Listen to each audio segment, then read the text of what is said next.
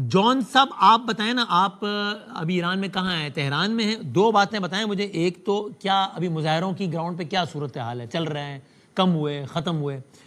और दूसरा, क्या ईरान में भी इस वक्त जब मैं आपसे बात कर रहा हूँ ये तासुर है कि हमला किसी भी वक्त हो सकता है, या ये कि ठीक है हालात ख़राब है लेकिन ऐसा भी नहीं है कि शायद कभी भी हमला हो जाए? वसीम भाई, thank you so much. Sir, मुजाहिरों की जहाँ तक बात रही, मुजाहिरे बिल्कुल भी नहीं हो रहे फ्राइडे के बाद से।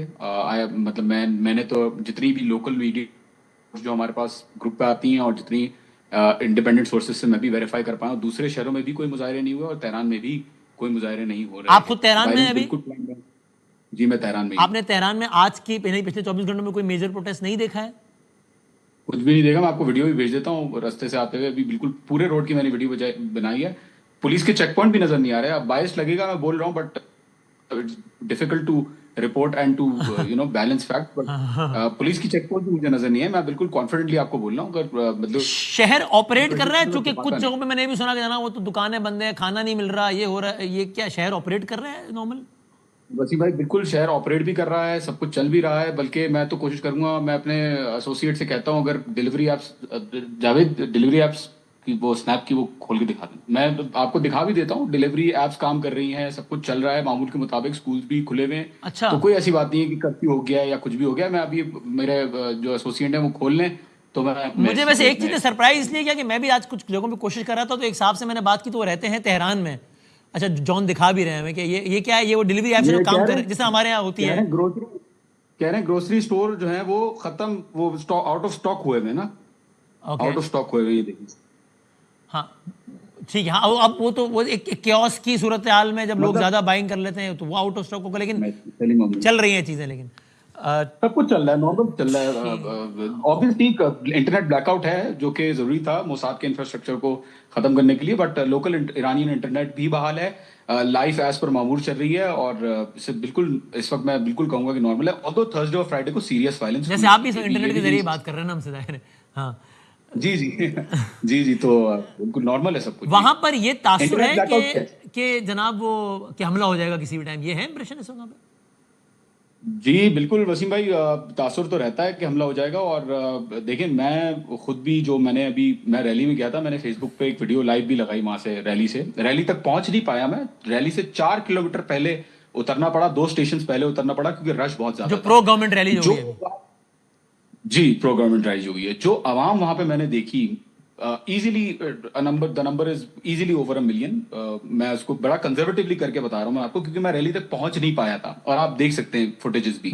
तो लोगों का जो नारा था और जो स्पिरिट था, वो यही दिखाता है कि आवाम भी इनकी तैयार है और गवर्नमेंट के जितना कॉन्फिडेंस था, अब आवाम का प्रेशर, इनफैक्ट एक बात नोट करने की बड़ी इंपॉर्टेंट है कि अवाम का प्रेशर अब और ज्यादा बढ़ गया है गवर्नमेंट के ऊपर, कि अब आपने अमेरिका के साथ निगोशिएट भी नहीं करना और अब आपने अमेरिका को या इसराइल को किसी भी तरीके से लीनियंसी नहीं देनी। तो ये एक बहुत बड़ा सेंटिमेंट मैंने ऑब्जर्व किया बट जॉन रैलीज फिर के हमें अंदर, ये एंड आई एम श्योर समझाएं, अगर इस पर कोई। अपना तज्जिया दें कि जिस तरह आदिल साहब भी थोड़ा इशारा कर रहे थे ना, यानी या तो ट्रम्प एक ब्लफ कर रहा हो तो हम नहीं मालूम, वो भी हो सकता है, यानी अब तो कुछ भी हो सकता है।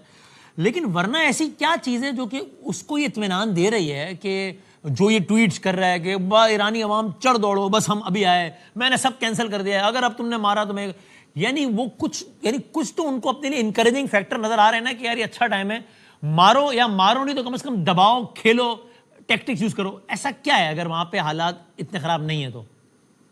बहुत अच्छी बात की वसीम भाई आपने। आई थिंक कुछ देर पहले ट्रम्प साहब ने कहा है कि अब हम साइकोलॉजिकल ऑपरेशंस करेंगे, अब हम साइबर साइबर मेजर लेंगे।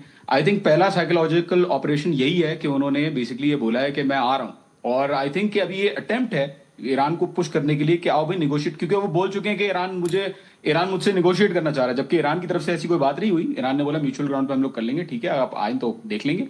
तो आई थिंक कि वो या तो प्रेशराइज करना चाह रहे हैं ट्रम्प साहब के ईरान निगोशिएटिंग टेबल पे आए, या फिर दूसरी पॉसिबिलिटी है कि वो जो आखिरी रनों में आप देखते हैं कि एक बंदा जब तैर रहा होता है तो आखिरी में बिल्कुल कोशिश कर रहा होता है सरवाइव करने की। तो आई थिंक कि अब यकीन हो गया है ट्रम्प साहब को और अमेरिका को कि यहाँ पे ऑर्गेनिकली रिजीम चेंज नहीं, quote and quote regime change नहीं हो सकता। आई थिंक उन्होंने असेस कर ली होगी ये बात, और शायद वो तैयारी भी कर रहे हैं हिट मतलब मारने की, अटैक करने की। तो दोनों दोनों पॉसिबिलिटीज हो सकती हैं, लेकिन आई थिंक ये कुछ कहा नहीं जा सकता कि ये खामिनाई रेटरिक साहब, है। क्या उनकी मूवमेंट इस वक्त पब्लिक है? पब्लिक से मुराद यानी नोन है या अंडरग्राउंड है या क्या है? देखें वैसे तो खामनाई साहब की मूवमेंट किसी को नॉर्मली भी नॉर्मल दिनों नहीं में पता भी होती, किसी हाँ। को नहीं हाँ। नहीं पता होती, लेकिन ये जो बातें अब देखें ना, वेस्टर्न मीडिया ने क्या बातें की कि वो रशिया जा रहे हैं या वो लबनान में अराक्ची साहब लबनान में फैमिली को लेके भाग गए हैं, तो I mean this is the narrative जो थोड़ा सा आई थिंक सिचुएशन को क्रेडिबिलिटी जो है थोड़ी अफेक्ट करता है। तो यहाँ पे सिक्योरिटी मेजर्स बिल्कुल इंटैक्ट हैं। इनफैक्ट वसीम भाई एक बात इंपॉर्टेंट बहुत करूंगा, आई नो दूसरे गेस्ट भी हैं। हाँ, हाँ। अब मुझे लगता है कि ईरान सिक्योरिटी वाइज ज्यादा मजबूत हो गया है। इसकी एक वजह यह है कि जो कुछ बचा कुचा मोसाद का नेटवर्क यहाँ पे एग्जिस्ट करता था 12 दिन जंग की बात, हाँ। 12 दिन की जंग के बाद वो भी डिसमेंटल हो गया है। देखिए स्टारलिंक भी जैम हुई हुई है ईरान में इस वक्त, काफी सारी चीजें मतलब ऐसी हैं जो ईरान ने अब ओवरकम कर ली हैं। तो आई थिंक इजराइल ने और अमेरिका ने अपने कार्ड जो है वो थोड़ा जल्दी प्ले कर लिए हैं, इनको थोड़ा वेट करना चाहिए। Let's see. अच्छा, इंटरेस्टिंग, करते हैं इस बात में।